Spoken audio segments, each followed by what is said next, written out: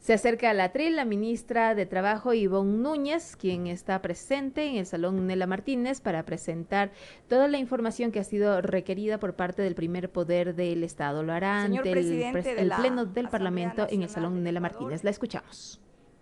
señora vicepresidenta, señores asambleístas, legisladores del Ecuador,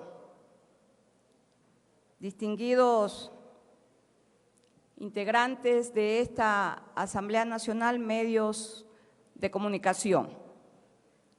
Con su venia, señor presidente, he sido convocada en mi condición de ministra de Estado como ministra del Trabajo a fin de que informe ante el seno legislativo en relación a una petición formulada por 5 asambleístas de la provincia de La Suay, que hace mención al comportamiento frente a la conducción de uno de los sindicatos de trabajadores más emblemáticos y más importantes del sector público de nuestro país. Me refiero al comportamiento del sindicato del Instituto Ecuatoriano de Seguridad Social, dirigido aún por la señora Rosa Angélica Dolores Argudo Coronel.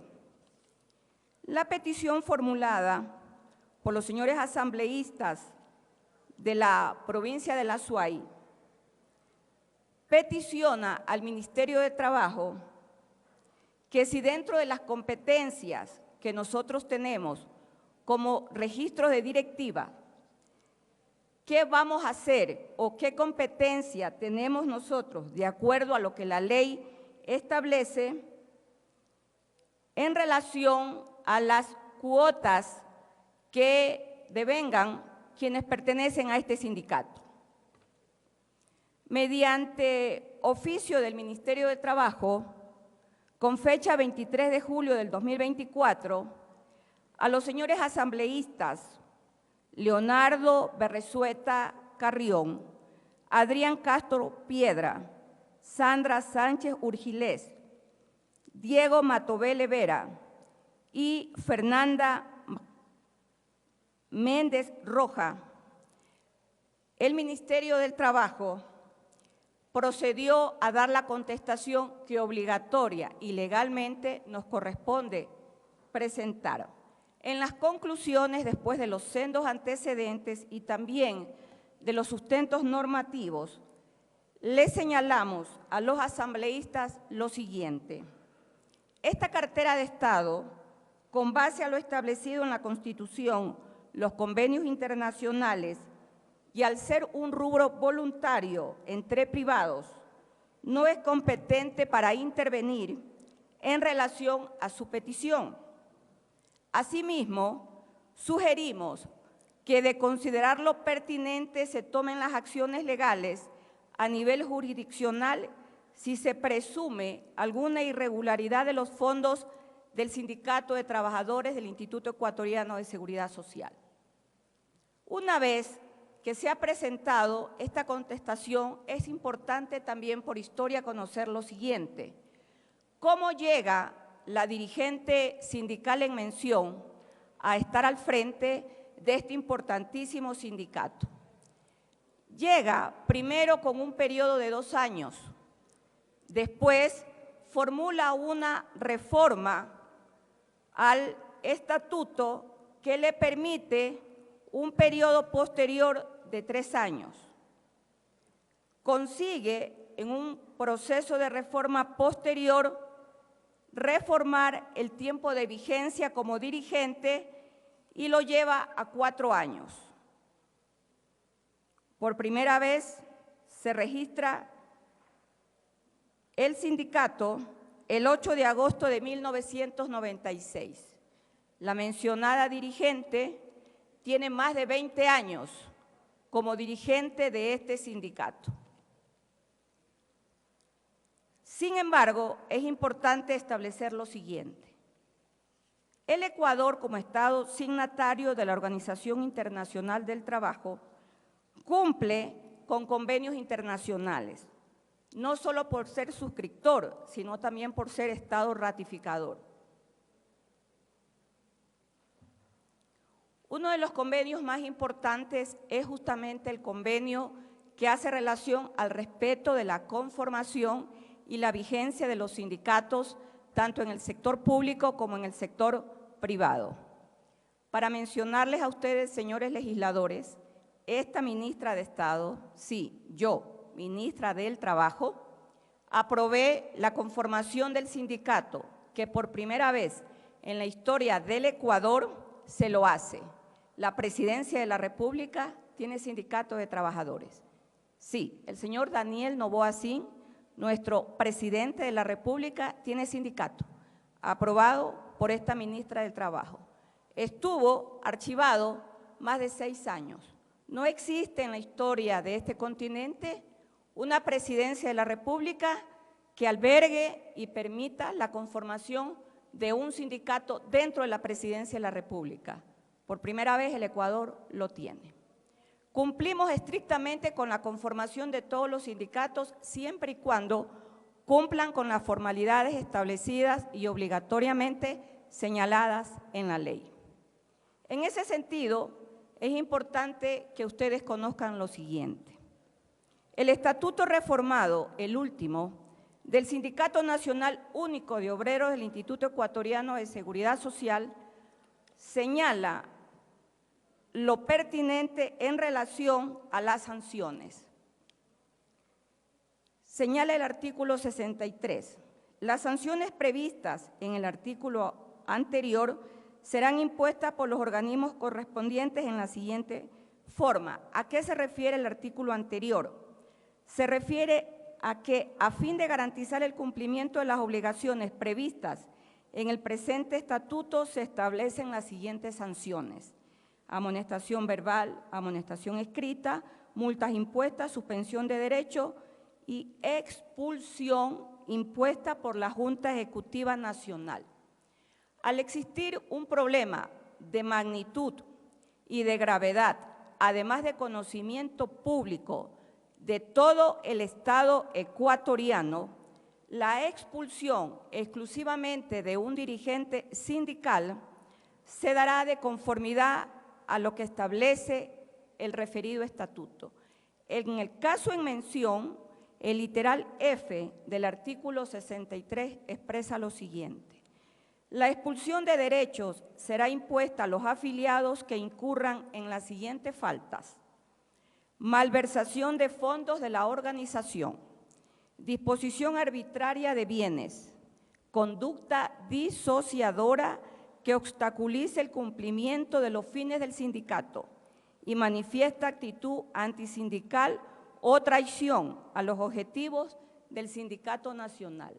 ¿A quién le va a competir entonces, de acuerdo al estatuto aprobado y en vigencia y leído en el artículo pertinente con el literal F, realizar la expulsión de los afiliados que incurran en las siguientes faltas?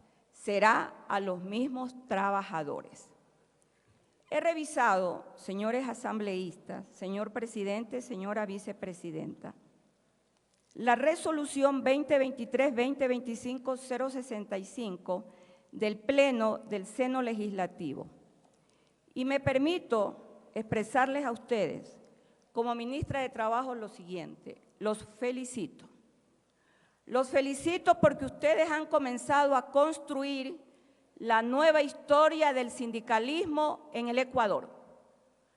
Y les quiero expresar además lo siguiente: nunca en la historia del Ecuador se había dado una situación de tremenda envergadura contra un sindicato. De tremenda envergadura contra un sindicato. Es que no son herederos de la historia más sana, más digna y más honrada del sindicalismo del Ecuador y mundial. Miren ustedes, y me voy a prestar a dar lectura desde el artículo 2 hasta el artículo 4, porque esto forma parte de la nueva historia del sindicalismo del Ecuador. Dicen ustedes, como resolución del Pleno, artículo 2, conminar y solicitar a la Fiscalía General del Estado que de oficio investigue los presuntos delitos de enriquecimiento ilícito, testaferrismo, tráfico de influencias, asociación ilícita, lavado de activos, delincuencia organizada y otros que llegasen a ser determinados dentro de la investigación por parte de la señora Rosa Angélica Dolores Argudo Coronel, secretaria general del Sindicato de Trabajadores del IES y demás directivos dentro del señalado sindicato. Artículo 3. Notificar y solicitar a la Unidad de Análisis Financiero y Económico, UAFE, para que de conformidad a la información pública y la documentación entregada a la Fiscalía General, coordine con dicho organismo y realice una investigación de oficio. Artículo 4. Notificar a la Contraloría General del Estado el contenido de la presente resolución con el objeto de que inicie un examen especial basado en criterios técnicos de control, examen que abordará los movimientos de personal, los concursos de talento humano, etcétera, etcétera, etcétera. Señor presidente, señores legisladores, no es mi pretensión como ministra de Estado que ustedes coincidan con el pensamiento rector del Ministerio del Trabajo, no. Ese atrevimiento no me lo puedo dar, no me es posible. Estoy vetada. Estoy vetada por una sencilla razón, porque escribimos la historia del Ecuador con diferentes matices, pero sí pienso que no podemos seguir escribiendo la historia del Ecuador a retazos. La historia del Ecuador se tiene que escribir de acuerdo a las circunstancias y las realidades que todos vivimos. Nunca en la historia republicana del Ecuador habíamos vivido la peor crisis en todos los niveles, empezando por el nivel de seguridad y la lucha contra la delincuencia organizada transnacional. Y ahora forma parte de esta historia el tema más álgido, el tema de la investigación contra uno de los sindicatos de trabajadores más importantes del Estado ecuatoriano. Pero ¿a qué ha llevado una situación de esta naturaleza? Señor presidente, señores legisladores, existe un principio universal que es el principio de configuración legislativa, es decir, que ustedes legislan de conformidad a lo que se encuentra establecido en la Constitución de la República.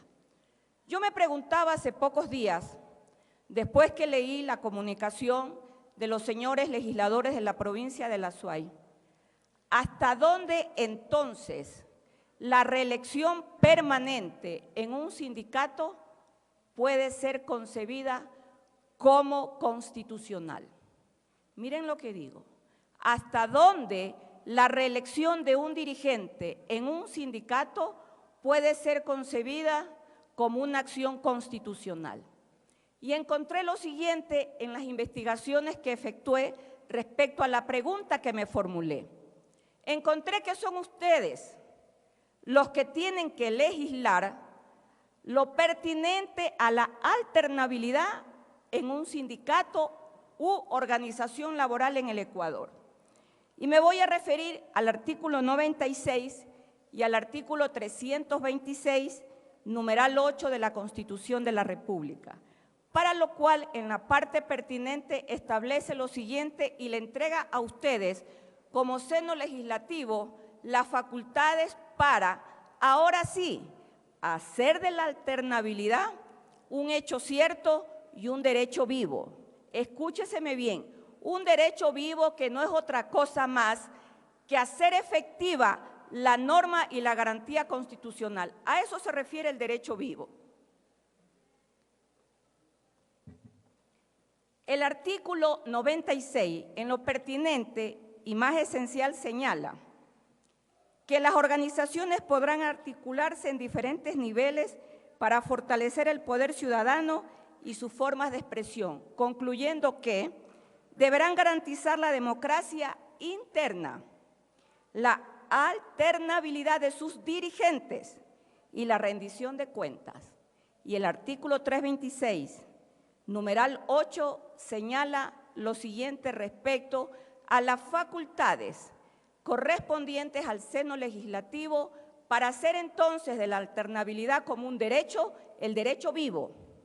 Y dice, el Estado estimulará la creación de organizaciones de los trabajadores y trabajadoras, empleadores y empleadoras de acuerdo con la ley y promoverá su funcionamiento democrático, participativo y transparente con alternabilidad en la dirección, con alternabilidad en la dirección. Aquí entonces está el principio de configuración legislativa para que sean ustedes, señores legisladores, señor presidente, señora vicepresidenta, los que tengan ahora sí que legislar a través de una reforma al Código de Trabajo o como lo estimen ustedes pertinente, poner en vigencia la alternabilidad y la participación democrática. Además, es importante señalar que la Alta Corte Constitucional Máxima, intérprete de las normas constitucionales, ya lo ha establecido en dos precedentes jurisprudenciales, en el dictamen 719-RC-19 de noviembre del 2019, que en el párrafo 40, en lo pertinente, dice lo siguiente: la reelección no puede confundirse o asimilarse al derecho a ser elegido, ni puede ser entendido como un derecho autónomo. No existe un derecho fundamental a la reelección y en tal sentido, la prohibición de reelección debe entenderse como una regulación del derecho al sufragio pasivo. De igual manera, la Alta Corte señala en la sentencia número 1211 IN-20 del año 2020, 29 de julio, lo siguiente. Párrafo 133 sobre la alternabilidad. El anterior fue sobre la reelección. Vamos a ver qué señala sobre la alternabilidad en la interpretación normativa a la garantía constitucional. La Corte ha considerado que al ser la reelección una pretensión y no un derecho, su limitación no anula ni disminuye el derecho a la participación, pues la persona ya ejerció el cargo de dignidad y en su lugar se permite que otros aspirantes que no lo han ejercido puedan hacerlo. Señor presidente, señores legisladores, ¿es que acaso esa reelección per se, por siempre y para siempre, llevó al sindicato del Instituto Ecuatoriano de Seguridad Social a situaciones de procesos investigativos en donde ustedes mismos, en la resolución del Pleno del seno legislativo, coligen la posibilidad de que haya existido hasta delincuencia organizada, testaferrismo, enriquecimiento ilícito? Señor presidente, señores legisladores, las historias más difíciles del sindicalismo de este país han sido las que han permitido lograr los mejores derechos. Las más grandes historias, para lo cual me remoto a la fecha del 15 de noviembre de 1922, que surge mediante una manifestación y una expresión auténtica de organización sindical, justamente en el Cantón Durán, y que diera posteriormente lo que se conoce como la Cruce sobre el Agua. Nace esa organización sindical allá en 1922 para conseguir derechos de disminución de jornadas laborales y dar paso al reconocimiento de los primeros sindicatos en este país. El seno de este legislativo en algún momento bautizó con el nombre de Nela Martínez al reconocimiento de haber sido ella la primera mujer diputada en el Ecuador. Ustedes sí saben cómo llegó Nela Martínez a ser la primera mujer diputada en el Ecuador. 28 de mayo de 1944. La famosa gloriosa, la presencia de Velasco Ibarra en la conducción del Estado y la construcción, bajo el criterio de esta ministra de Trabajo, de una de las mejores constituciones de la República. Fueron escogidos como delegado de los trabajadores, varios trabajadores, Pedro Saab, Manuel Agustín Aguirre y es Anela Martínez, por coincidencias de la vida, al morir uno de los dirigentes principales y ella de suplente, que le toca asumir su dirección. Esa Constitución tiene los primeros derechos fundamentales de los ciudadanos en el Ecuador y también el reconocimiento y el valor del sindicalismo en el Ecuador. Hay otra historia que no es tan lejana a nosotros, que es la historia de la masacre de Astra. La masacre de Astra se da porque el sindicalismo en el ingenio azucarero Astra planteaba mejores condiciones de vida. El atrevimiento de hablar en voz alta, el atrevimiento de exigir mejores derechos y mejores condiciones laborales llevaron a la masacre de Astra. Ustedes deben recordar, porque era una etapa preelectoral, el retorno a la democracia. ¿Cuál fue el mensaje que caló en ese momento entre todos aquellos quienes aspiraban a tener la conducción del Estado en el retorno a la democracia? Ni perdón ni olvido, pues hubo perdón y hubo olvido. Por primera vez, es la primera vez que el seno legislativo conmina a hurgar qué es lo que ha pasado en una organización sindical. Finalizo mi intervención en esta mañana, señor presidente y señores legisladores. Estando a pocos días de conmemorar un año del crimen de un ex legislador, Fernando Villavicencio, que estuvo exactamente en la ala que miro, y miro el puesto que ocupó, y hago un paralelismo, porque Villavicencio Fernando fue el hombre de la palabra dicha. Y en la parte de abajo, tiempo atrás, compartió también un ex legislador que fue cruelmente asesinado. Me refiero a Jaime Hurtado González, el hombre de la palabra dicha. Quiero hoy hablar. Fernando y Jaime se identificaron por ser los hombres de la palabra dicha, pero también los hombres de la palabra escrita. Señores legisladores, señor presidente, nunca debemos olvidar que la vida nos brinda grandes oportunidades.